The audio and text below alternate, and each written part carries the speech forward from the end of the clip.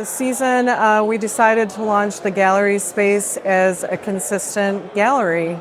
Before, I think there was events here occasionally, and we've decided to relaunch as an official art gallery. So this year, 2025, we have a full season of events planned, so you'll see something from us every month between now and the end of the year.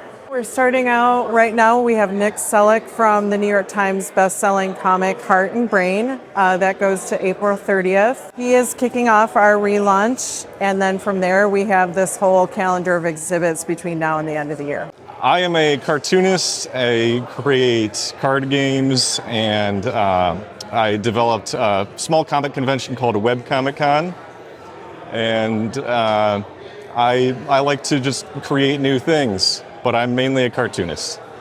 I would say the overall theme of my cartoons is mental and medical health, which I would say are sides of the same coin. I deal with a lot of anxiety and depression in my comic work, and as well as medical afflictions. In fact, the afflictions were the basis of my card game Organ Attack, where you remove your opponent's organs using corresponding afflictions. And it's medically accurate. Medical students love playing it. It's a great in-between kind of game because it's light, but it's still something they can study with to an extent. But it's easy enough for an 8-year-old to play.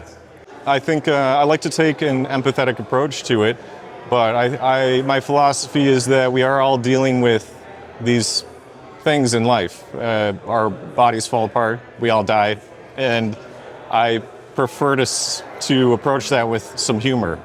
And I think that the people who understand it, they cope better with their mental health, they cope better with their medical health, and I find that very inspiring for myself. And I like that connection with the audience. I think it's a really important thing. My comic series started with, it was sort of just poking fun at myself. And what I found was making fun of a quirk of my own would take away its power. And so I had severe introversion that I was able to at least fake my way out of piece by piece, just by exploiting these little things that I would notice, whether it was eye contact or anything else.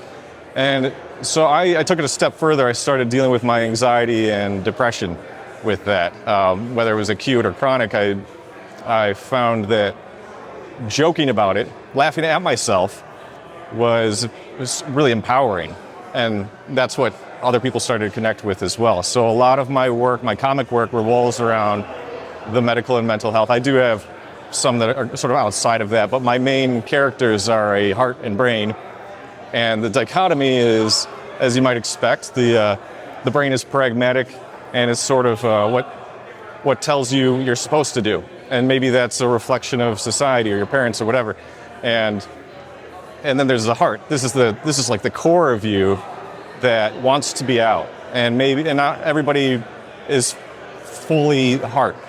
And brain has checks and balances that are sometimes good, but sometimes it stops heart from being heart. So you see that, there are occasions where maybe it's okay to put yourself in check. And so that back and forth kind of goes both ways. It doesn't necessarily favor one or the other, but it just explores every little decision that we can make, whether it's quitting your job or deciding what to eat for a snack. What was the emotion that went into it? What was the thought that went into it? And taking this dichotomy, I just created a series around that thought process. And then for the rest of the year, we have listed here, we're starting in May, the Art of Community.